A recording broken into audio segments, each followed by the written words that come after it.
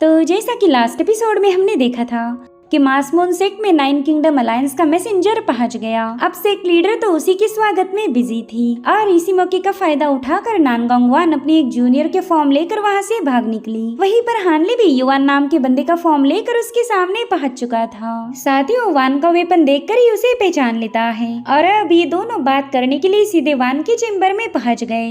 अब आगे तो इस एपिसोड की शुरुआत उसी सीन से होती जहाँ पर नानगोंग वान ने हानली की क्लास लगाना शुरू की। वो उससे कह रही थी कि तुम नेसेंट सोल बनने के बाद ड्रिफ्टिंग क्लाउड सेक्ट के सुप्रीम मास्टर बन गए और फिर सुप्रीम एल्डर बनते साथ ही तुमने मर्दों वाला काम करके दिखाया। अपनी ही एक यंग डिसाइपल को सीधे अपनी कॉन्क्यूबाइन बनाया। ऐसे काम तो बस थर्की लोग ही कर सकते हैं। पावर्स के मिलते साथ ही एक औरत को क्लेम करना ये बिल्कुल भी सही बात नहीं। जब पहली बार मुझे ये बात पता चली तब मुझे ऐसा लगा कि ये बंदा कोई और होगा जो सिर्फ तुम्हारा नाम शेयर करता है। तो मैंने इस मैटर के तह तक जाने की कोशिश की, लेकिन तुम्हारे बैकग्राउंड के बारे में किसी को कोई पता नहीं चला। हानली तो तुरंत ही समझ गया कि इस बंदी को मुंह पिलिंग से जेलसी हो रही। तो हानली उससे कहता है कि मैं जानता हूँ मेरे कॉन्क्यूबाइन को क्लेम करने से तुम्हें गुस्सा आया होगा, लेकिन ये मैटर थोड़ा सा अलग था। दरअसल मुंह पिलिंग खुद होकर मेरी कॉन्क्यूबाइन बनी और सच बताओ तो मैंने अभी तक उसे टच भी नहीं किया। अगर तुम चाहो तो मैं सारी बातें डिटेल में एक्सप्लेन कर सकता हूँ।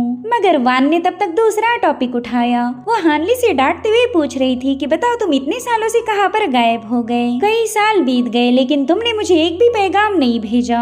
जिसके बाद वो अचानक से ही मायूस हो गई। वो हानली से कह रही थी कि मैं तुम्हारे लिए काफी ज्यादा परेशान थी। मुझे ऐसा लगा कि मैंने तुम्हें खो दिया, तो मैंने तुम्हारे लॉस के लिए खुद को ही ब्लेम करना शुरू किया। हमारी आखिरी मुलाकात हुई थी डीमन रेस की टेरिटरी में। उस वक्त मैंने तुम्हें अपने साथ चलने का ऑफर दिया था, लेकिन तुमने सीधे मना किया। तो मुझे यही लगता था कि काश मैं तुम्हें जबरदस्ती अपने साथ ले जाती, लेकिन मैंने उस मौके को गवा दिया और इसी वजह से तुम मारे गए। मेरा दिमाग कहता था कि तुम मर चुके हो, लेकिन मेरे दिल को इस बात की तसल्ली नहीं थी, इसलिए मैंने तुम्हें न जाने कहां कहां नहीं ढूंढा। कितने ही साल मैंने तुम्हारी तलाश में गुजार दिए, लेकिन कहीं पर भी मुझे तुम्हारा कोई साइन नजर नहीं आया। उस वक्त मेरा दिल पूरी तरह से टूट चुका था। न जाने कितने ही साल मैंने तुम्हारे नाम के आंसू बहाते हुए गुजार दिए। लगभग 100 सालों तक मैं तुम्हें बस अपने दिल से निकालने की कोशिश कर रही थी और फिर 100 सालों के बाद फाइनली मैंने तुम्हारी यादों से रिकवर कर लिया। लेकिन तुम इतने कमीने हो कि तुम्हें मेरी जरा भी याद नहीं आई और फिर तुम्हारी यादों को भुलाने के बाद ही मैं एक नेसेंट सोल बन पाई। तब तक हानली उसके काफी करीब पहुंच चुका था। नानगोंग वान उससे कहती कि अब तुम यहाँ पर वापिस आ गए। तुम्हें देखते साथ ही अचानक से मेरी सारी यादें एक ही झटके में ताजा हो गई। तो चलो अब बताओ कि ऐसी क्या मजबूरी थी जो तुमने मुझे इतने सालों तक एक भी पैगाम नहीं भेजा।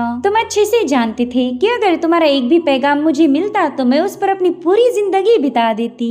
वेल नानगोंग वान की ये सारी बातें सुनने के बाद हानली भी काफी ज्यादा मायूस हो गया। वो जानता था कि उसकी वजह से नानगोंग वान ने ढेर सारी मुश्किलों का सामना किया। तो वो उसे बताने लगा कि जब हमारी आखिरी मुलाकात हुई उसके बाद मैं यहाँ से एक दूर दराज इलाके में पहुँच गया। वो जगह इतनी दूर थी कि वहाँ पर एक स्पेशल आरी के बिना जाना इम्पॉसिबल था। वहाँ जाते साथ ही मैंने अपनी कल्टीवेशन पर फोकस किया। मैं जानता था कि अगर मुझे टियानियान में वापस जाना है तो खुद को पावरफुल बनाना पड़ेगा। न जाने कितने ही साल कड़ी मेहनत की, न जाने कितनी ही बार मौत को धोखा दिया और न जाने कितने ही मेरे ऐसे दुश्मन बने जो मुझे मारना चाहते थे।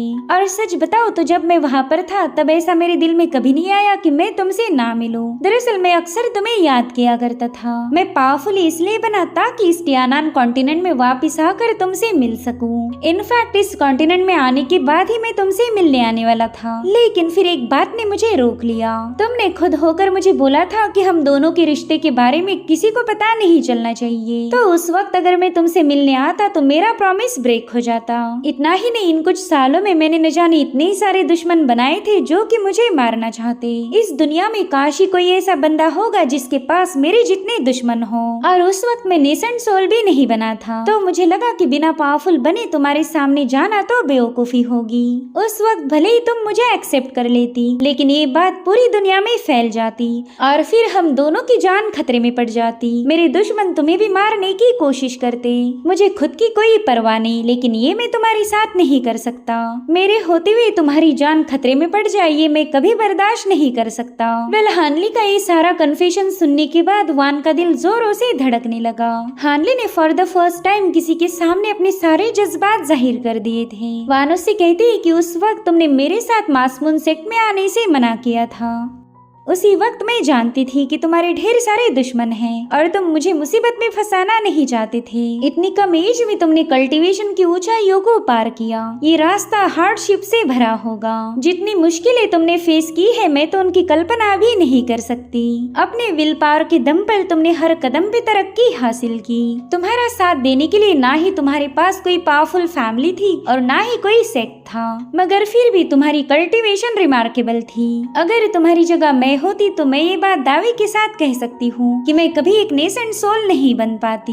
तुम्हारे पास जो जज्बा, जो हिम्मत है वो बहुत ही कम लोगों के पास पाई जाती और इस तरह से तुमने एक बार फिर से मेरा दिल जीत लिया। तुमने मुझसे वादा किया था कि पावरफुल बनने के बाद ही तुम मेरे सामने आओगी और देखो तुमने अपना वादा निभाया। आज तुम एक नेसेंट सोल कल्टीवेटर हो और अपने किए हुए वादे की इज्जत रखते हुए तुम मेरे पास वापिस आ गए। वेल, यहाँ पर वान की बातें सुनकर हान की भी दिल की धड़कनें तेज हो गई। ये दोनों काफी देर तक बस एक दूसरे को देखे जा रहे थे और फिर हानली कहते अरे हाँ, मैं एक बात कहना तो भूल ही गया। जब मैं यहाँ आया तब मैंने देखा कि तुम यहाँ से भागना चाहती थी। सच बताओ तो मुझे तुम पर काफी ज्यादा हंसी आई। वैसे मुझे बताओ ये ड्यूअल कल्टीवेशन सेरेमनी ऑर्गेनाइज किसने की? एग्जैक्टली यहाँ पर चल क्या रहा? और हाँ, ये बिल्कुल मत बोलना कि वो बंदा तुम्हें भी पसंद है। ये वाली बात तो बिल्कुल मुझसे बर्दाश्त नहीं होगी। जो सुनते साथ ही वान की हंसी छूट गई। वो समझ जाती है कि हानली को उसके होने वाले दूल्हे से काफी ज्यादा जलन हो रही। सो अब वो हानली से कहने लगी कि अगर मैं तुम्हें ये बताऊं कि वो लड़का मुझे पसंद नहीं तो क्या तुम मुझे यहाँ से लेके जाओगे? तुम्हें पता होना चाहिए कि मुझे क्लेम करना आसान नहीं होने वाला। उसके लिए तुम्हें मासमून सेक्ट, हुआई सेक्ट और 9 किंगडम अलायंस के साथ दुश्मनी मोल लेनी पड़ेगी। सिर्फ मुझे हासिल करने के लिए 3 सबसे ज्यादा पावरफुल एनिमीज से तुम्हें भिड़ना पड़ेगा।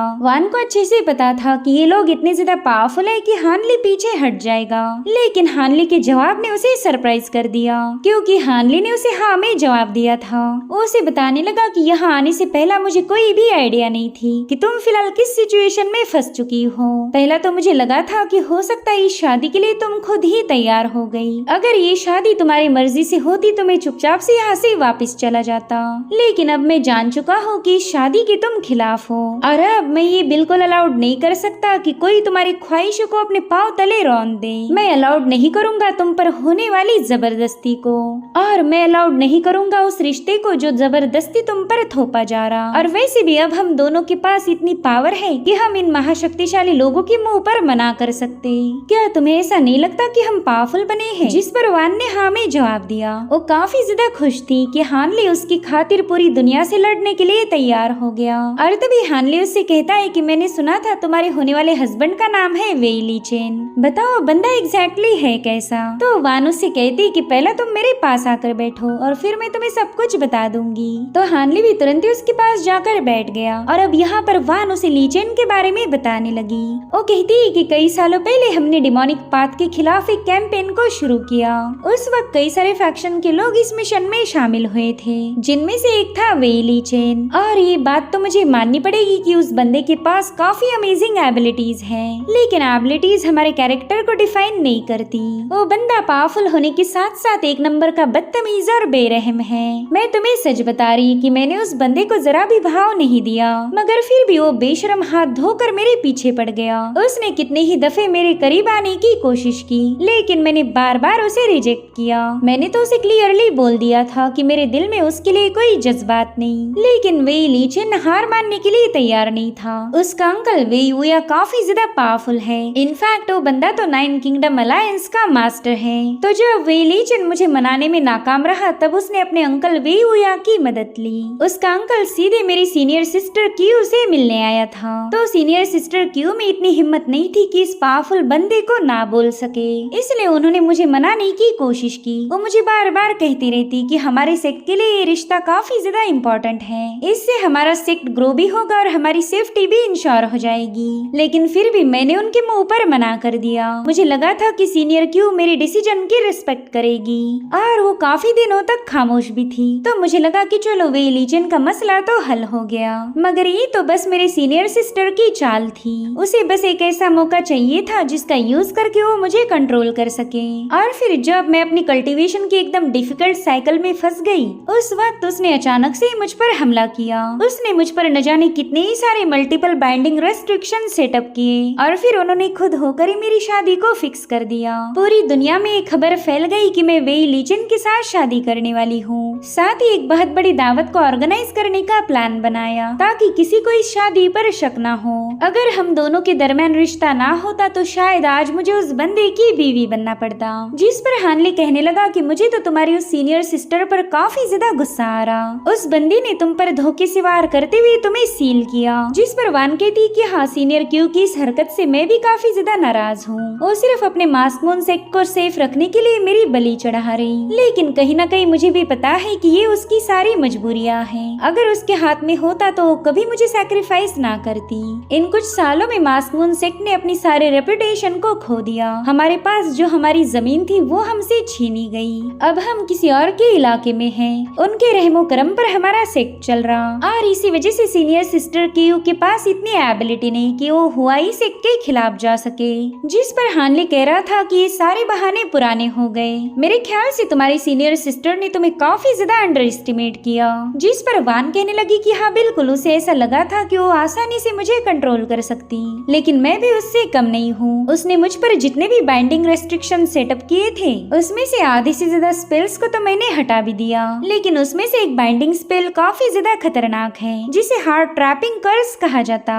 उस स्पेल को हटाना थोड़ा सा मुश्किल होगा, लेकिन एक बार हम सीनियर सिस्टर के डिटेक्शन रेंज से बाहर चले जाएं, फिर तो हम एकदम फुर्सत के साथ उस स्पेल को हटा देंगे। और मैं उसी वजह से यहाँ से भागी थी, लेकिन मुझे क्या पता रास्ते में ही तुमसे मुलाकात हो जाएगी। अब तुम भी मेरे प्लान में शामिल हो गए, तो बताओ फिर आगे हम दोनों ने क्या करना है। मेरे प्यारे एल्डर हानली, आपके पास कोई ना कोई प्लान तो जरूर होगा। जिस पर हानली कहने लगा कि तुमने यहाँ से भागने का प्लान बनाया था तो वो हमारा एक ऑप्शन हो सकता है, लेकिन इसके पास हमारे अलावा और भी एक ऑप्शन है। क्यों ना उस बंदी को कैप्चर किया जाए जिसने तुम पर इस स्पेल कास्ट किया था, फिर तो हम तुम्हारे हार्ट ट्रैपिंग कर्स को आसानी से हटा सकते हैं। वैसे भी मैं तुम्हें यहाँ से अपने साथ ले जाने वाला हूँ, तो तुम पर लगे हुए हर एक रेस्ट्रिक्शन को हटाने के बाद ही हम अपने सफर की शुरुआत करेंगे। और हानली का ये प्लान नानगांग वान को काफी ज्यादा पसंद आया। अब ये सीन यहीं पर कट होकर हम बेयू सेक्ट के वूपेंग को देख पाते हैं। यहाँ पर सेक्ट मास्टर क्यू वूपेंग से पूछने लगी कि बताए आपका यहाँ पर आना कैसे हुआ। कहीं आप नानगांग वान और वे लीजन की शादी के बारे में डिस्कशन तो नहीं करना चाहते। जिस पर वूपेंग बताने लगा कि नानगांग वान एक रेयर ग्रेस और रिफाइनमेंट है, तो वहीं पर वे लीजन एक्सेप्शनली गिफ्टेड है।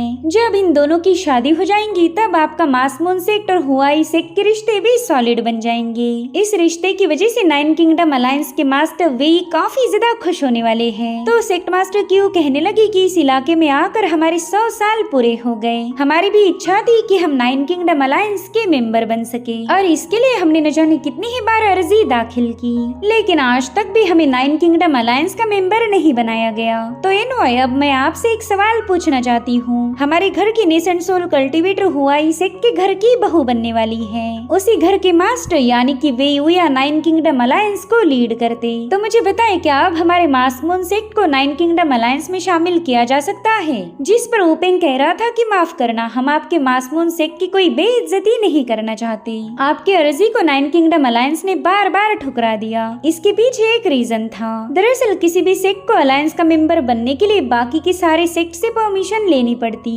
जब तक अलायंस के दूसरे फैक्शंस की मंजूरी ना हो तब तक कोई भी नया सेक्ट हमारा मेंबर नहीं बन सकता। और ये तो हमारे अलायंस का फाउंडिंग रूल है, इसे हम बिल्कुल ठुकरा नहीं सकते। दरअसल अलायंस के लीडर वे उया ने ही मुझे आज यहाँ भेजा है। उन्होंने वे लीजन और नानगांग वान की शादी सिर्फ इसी वजह से फिक्स नहीं की क्योंकि आपका सेक्ट पावरफुल है। दरअसल इसके पीछे एक और रीजन था। हमारे अलायंस लीडर वे युया को नानगोंग का कैरेक्टर काफी ज्यादा पसंद आया, खास करके उसका बर्ताव। अब ये सुनकर कियो थोड़ी सी हैरान थी। वो ओपिंग से पूछने लगी कि एग्जैक्टली वान की कौन सी बात वे युया को पसंद आ गई, जिस पर ओपिंग बताने लगी कि बॉर्डर पर जितने भी फ्री कल्टीवेटर्स थे, नानगोंग वान ने उन सभी को सपोर्ट किया। उसने उन सभी को सेफ शेल्टर प्रोवाइड किए, जिसके चलते नानगोंग वान फिलहाल उन फ्री कल्टीवेटर्स में काफी ज्यादा फेमस हो गई। नानगोंग वान ने अपनी एक रिमार्केबल रेपुटेशन एस्टैब्लिश की है। दूसरे फैक्शंस को लग रहा था कि वान के सारे एफर्ट्स बेकार हैं, लेकिन हमारे अलायंस लीडर वे युया इससे काफी ज्यादा प्रभावित हो गए और इसी वजह से उन्होंने फैसला लिया है कि जल्द ही आपके मास्क मून सेक्ट को 9 किंगडम अलायंस का मेंबर बनाया जाएगा। दरअसल कुछ फैक्शन नहीं चाहते कि आपको अलायंस में शामिल किया जाए, लेकिन अलायंस लीडर वे युया खुद उनसे बात करने वाले हैं, जिस पर सेक्ट मास्टर कहती है कि चलो ये तो अच्छा हुआ, वान ने जितनी मेहनत की थी उससे हमारे सेक्ट का फायदा होगा। तभी ओपिंग कहता है कि एक और बात मैं तुमसे डिस्कस करना चाहता हूँ। दरअसल मास्टर वे लीचिन नानगोंग वान को काफी ज्यादा पसंद करता और वो चाहता है कि शादी के बाद वो तुम्हारे मास्मून सेक्ट का गेस्ट एल्डर बन जाए। वो अपने इन्फ्लुएंस के दम पर तुम्हारे सेक्ट को स्ट्रेंथन करेगा। अभी सुनते साथ ही सेक्ट मास्टर क्यू काफी ज्यादा शॉक हो गई। मास्मून सेक्ट के लिए काफी बड़ी बात थी कि कोई पावरफुल बंदा उनका गेस्ट एल्डर बन जाए। इस तरह से मास्मून सेक्ट को सेफ रखा जा सकता था। इसलिए sect master Q master whooping से कहने लगी कि हम वे लीचन की इस काइंडनेस के लिए हमेशा शुक्रगुजार रहेंगे। मैं चाहती हूँ कि आप ये शुक्रिया अदा उन तक पहुँचा दीजिए। साथ ही उन्हें ये भी बता दीजिए कि हमारा मास्मून सेक्ट हमेशा उनके साथ वफादार रहेगा। जिस पर ओपिंग कहता है चलो ये तो अच्छा हुआ कि आप इस बात के लिए राजी हो गई। मैं जिस काम से आया था मेरा बिजनेस तो पूरा हुआ, तो अब इस हम्बल गेस्ट को यहाँ से जाने की इजाजत दीजिए। लेकिन वहाँ से जाने से पहले ओपिंग सेक्ट मास्टर की उसे कहने लगा कि एक और बात मुझे तुमसे कहनी थी। अब मुझे नहीं पता कि इसका तुम पर क्या असर होगा। अगर तुम ना बोलो तो मैं कभी उस बात का जिक्र नहीं करूँगा। जिस पर सेक्ट मास्टर क्यू कहने लगी कि आप एकदम फ्री होकर मुझसे बात कर सकते हो। जिस पर ओपिंग कह रहा था कि एल्डर वे लीचन के पीछे हुआई सेक्ट का सपोर्ट है और वहीं पर नानगोंग वान तुम्हारे सेक्ट का पिलर मानी जाती। इन कुछ सालों में वो एक रिमार्केबल फिगर बन के उभर आई है। तो जब ये दोनों पावरफुल बंदे अपनी फोर्सेस को ज्वाइन करेंगे तब आपकी ये सेक्ट मास्टर वाली पोजीशन खतरे में आ सकती है। हो सकता है कि सेक्ट मास्टर की पोजीशन आपसे छीन ली जाए। जिस पर क्यू कहने लगी कि मैं जानती हूँ कि वो दोनों काफी ज्यादा पावरफुल बन जाएंगे, तो अगर उस वक्त वो हमारे मास्मून सेक्ट को ग्रेटनेस तक ले जाना चाहते हैं तो मैं उनका पूरा सपोर्ट करूंगी। अगर वो लोग चाहे तो मैं अपने सेक्ट मास्टर की पोजीशन को खुद ही सरेंडर करने के लिए तैयार हूँ। मेरे लिए सेक्ट मास्टर की पोजीशन से ज्यादा इम्पोर्टेंट है ये सेक्ट। इसकी ग्रोथ, रेपुटेशन और सेफ्टी सबसे ऊपर है। तो इस ग्रेटनेस को हासिल करने के लिए सेक्ट मास्टर की पोजीशन तो बस छोटा सा सैक्रिफाइस होगी। और अब मास्टर ओपिंग के वहाँ से जाने के बाद सेक्ट मास्टर क्यू अपने एंसेस्ट्रल हॉल में पहुँच गई। यहाँ पर वो अपने मास्टर से पूछ रही थी कि क्या मैंने सब कुछ सही किया। और अब हमें पास्ट की कहानी दिखाई जाती है जहाँ पर नानगोंग वान और क्यू ने एक साथ ही सेक्ट को ज्वाइन किया था। ये दोनों भी इनकी मास्टर से काफी ज्यादा क्लोज थी, लेकिन फिर कुछ सालों बाद इनके सेक्ट मास्टर की मौत हो गई। उसने मरने से पहले सेक्ट मास्टर की पोजीशन क्यू के हवाले कर दी। उस वक्त क्यू को डर था कि कहीं वो अपने मास्टर को डिसअपॉइंट न करे, मगर नानगोंग वान ने हमेशा उसका साथ दिया। तो इन्हीं सारी पुरानी बातों को याद करके क्यू काफी ज्यादा इमोशनल हो गई। वो कहती वान मुझे माफ कर देना, मेरी वजह से तुम इतनी डिफिकल्ट सिचुएशन में फंस चुकी हो, लेकिन ये मैंने जानबूझकर नहीं किया। हमारी मास्टर ने सेक्ट लीडर की पोजीशन मेरे हवाले की थी, तो ये मेरा फर्ज बनता है कि मैं किसी भी कीमत पर मास्मून सेक्ट को पावरफुल बनाऊं। तो इस ग्रेटनेस को हासिल करने के लिए मुझे चाहे तुम्हारी ख्वाहिशों का गला ही घोटना क्यों ना पड़ जाए, मैं कभी पीछे नहीं हटूंगी। जिस बाइंडिंग स्पेल को मास्टर ने मुझे पास डाउन किया मैंने उसी का तुम पर इस्तेमाल किया। मैंने तो कभी इमेजिन भी नहीं किया था कि उस बाइंडिंग स्पेल का मैं अपने ही जूनियर के खिलाफ इस्तेमाल करूंगी। अब ये सीन यहीं पर कट होकर हम नानगोंग वान को देख पाते हैं, जो कि अपनी बॉडी से कुछ और स्पेल्स को हटा रही थी। वहीं पर हानली उसके चेम्बर से बाहर आकर उस पूरे इलाके को ऑब्जर्व करने लगा। उसने नोटिस किया कि इस सेक्ट के ग्रैंड फॉर्मेशन ने लेक के सराउंड का सारा इलाका कवर किया है, जिसके चलते ची पावर का अगर एक्सप्लोजन भी हो जाए तो भी किसी को खबर नहीं लगेगी। और अब यहाँ पर हानली ने भी अपने बैनर्स को बाहर निकाल लिया। इधर नानगोंग वान कल्टीवेशन में बिजी थी, लेकिन उसका सारा फोकस तो था हानली पर। दरअसल हानली उस पूरी जगह पर अपने फॉर्मेशंस को सेटअप कर रहा था और वहीं पर नानगोंग वान दिल ही दिल में सोचने लगी कि इतने सालों के बाद ये बंदा मेरे पास वापस आया। इसने अपना फॉर्म बदलकर मास्मून सेक्ट की ग्रेट फॉर्मेशन में एंटर किया। वो भी बिना डरे कि वो एक्सपोज हो जाएगा। साथ ही इसके पास जो गोल्ड डिवावरिंग बीटल है ये किसी भी पावरफुल दुश्मन के नाक में दम कर सकते। पता नहीं इसने कौन सी हार्डशिप को फेस किया है जो इतना ज्यादा भयानक बन गया। अगर कोई नेसेंट सोल कल्टीवेटर हो तो वो बस हानली जैसा हो। इस बंदे पर ये टाइटल काफी ज्यादा सूट कर रहा है। वहीं पर हानली ने अपने फॉर्मेशन की मल्टीपल लेयर्स वहाँ पर सेटअप कर दी थी और उतने में सिल्वर मून स्टोरेज बैग से बाहर आ गई। वो कहती मास्टर मुझे तो ये समझ नहीं आ रहा कि उस लड़की ने आपको लात मार के अपनी चेम्बर से बाहर क्यों निकाल दिया। कहीं आपने उनके साथ वो वाली हरकत तो नहीं कर दी। अब ये सुनकर हानली को ये समझ नहीं आ रहा था कि इस फॉक्स का मुंह बंद कैसे किया जाए। सिल्वर मून ने प्यार वाली किताबें इतनी ज्यादा पढ़ी कि अब उसका दिमाग प्यार के अलावा और कुछ सोचता ही नहीं। तो हानली उसे बताने लगा कि यहाँ पर हमें एक genuine mid stage nascent soul वाली कल्टीवेटर से मुकाबला करना होगा। चलो इस जीचेन नेट को अपने पास रखो। अगर सिचुएशन आउट ऑफ कंट्रोल हो गई तो इसका इस्तेमाल करना। अब इस ट्रेजर को देखते साथ ही सिल्वर मून तो काफी ज्यादा खुश हो गई। वो जोश में आकर कहने लगी कि मास्टर आप एकदम बेफिक्र रहे, मेरे होते हुए कोई भी मिशन इम्पॉसिबल नहीं। और अब सिल्वर मून उस ट्रेजर को लेकर तुरंत ही वहाँ से गायब हो गई। इधर हानली अपने डिवाइन सेंस का इस्तेमाल करते हुए नानगोंग वान को चेक करने लगा। उसे तुरंत ही समझ आ गया कि ये लड़की तो उसे ताड़ रही है, तो तुरंत ही नानगोंग वान के पास पहुँच जाता है। वहाँ आते साथ ही वो वान को टीज करते हुए कहने लगा कि शायद किसी की पावर पूरी तरह से रिकवर हो गई, इसलिए तो वो लड़की काफी देर से मुझे ताड़े जा रही है। जिस पर वान हेजिटेट होते हुए कहने लगी कि ना मैं तो ऐसे काम नहीं करती। वैसे मैं सीनियर सिस्टर क्यू के बारे में सोचकर ही काफी ज्यादा परेशान हूँ। हम दोनों तो बचपन से ही काफी ज्यादा क्लोज थे, लेकिन जब हमारी सेक्ट मास्टर की मौत हुई तभी से सीनियर सिस्टर काफी ज्यादा बदल गई। उनके लीडर बनते साथ ही हम दोनों के दरमियान की दूरियां काफी ज्यादा बढ़ने लगी। जिस पर हानली कह रहा था कि राइज और फॉल ये अपनी कंडीशंस के साथ आता है। जब कोई बंदा तरक्की करेगा तब उसके एटीट्यूड में बदलाव होगा, इसीलिए हमने कभी भी दूसरों पर इतना इमोशनली डिपेंड नहीं होना चाहिए। मैं जानता हूँ तुम तुम्हारी सीनियर सिस्टर क्यू के साथ काफी ज्यादा कनेक्टेड हो, लेकिन उसने तुम्हारे साथ जो किया वो गलत था। तो वान भी उसकी बातों से अग्री होते हुए कहने लगी कि हाँ बिल्कुल उसने मेरे साथ गलत किया। वो अपनी जूनियर सिस्टर को सैक्रिफाइस करके हायर पोजीशन पर जाना चाहती और इसी वजह से हम दोनों में जो भी रिश्ता था उसका मतलब अब पूरी तरह से खो चुका है। तो चलो फिर बताओ आगे का क्या प्लान है। जिस पर हानली कह रहा था कि सबसे पहला तो मैंने यहाँ पर कई सारे फॉर्मेशन सेटअप कर दिए, साथ ही मेरे गोल्ड डिवावरिंग बीटल्स भी तैयार है। आप तुम्हें बस अपनी सेक्ट मास्टर क्यू को यहाँ पर बुलाना होगा। जैसे ही वो बंदी यहाँ पर आ जाए फिर हम तुम्हारे इस के ग्रैंड प्रोटेक्टिव फॉर्मेशन का यूज करके उसे यहाँ पर ट्रैप कर देंगे। उस वक्त वो पूरी तरह से ऑफ गार्ड होगी, उसे उम्मीद नहीं रहेगी कि तुम उस पर अटैक करने वाली हो। तो हमें बस सेक्ट मास्टर को कैप्चर करके सबड्यू करना है। बस एक बार वो बंदी हमारी चपेट में आ जाए फिर हम उसे हार्ट ट्रैपिंग कर्स को हटाने के लिए मजबूर कर देंगे और उसके पास भी हमारी बात सुनने के अलावा और कोई ऑप्शन नहीं होगा। लेकिन इसके अलावा मैं एक और पॉसिबिलिटी के बारे में सोच रहा था। क्या तुमने कभी मास्क मून सेक्ट के लीडर बनने के बारे में सोचा था? अगर हम तुम्हारी सीनियर को सबड्यू करें तो उसकी पोजीशन तुम्हें मिल जाएगी, फिर तो हमें यहाँ से भागने की भी कोई जरूरत नहीं पड़ने वाली। जिस पर नानगोंग वान कहने लगी कि सेक्ट मास्टर और मैं ना, मुझे तो उस पोजीशन में जरा भी दिलचस्पी नहीं। सच बताओ तो मुझे पावर के लिए फाइटिंग करना बिल्कुल अच्छा नहीं लगता। मेरी तो बस एक ही ख्वाहिश है कि मुझे आजादी से जीने देना चाहिए, किसी अनजान बंदे से मुझे शादी करने पर मजबूर ना होना पड़े और ना ही कोई मुझे अपने अजीब से रेस्ट्रिक्शंस में जकड़ के रखे।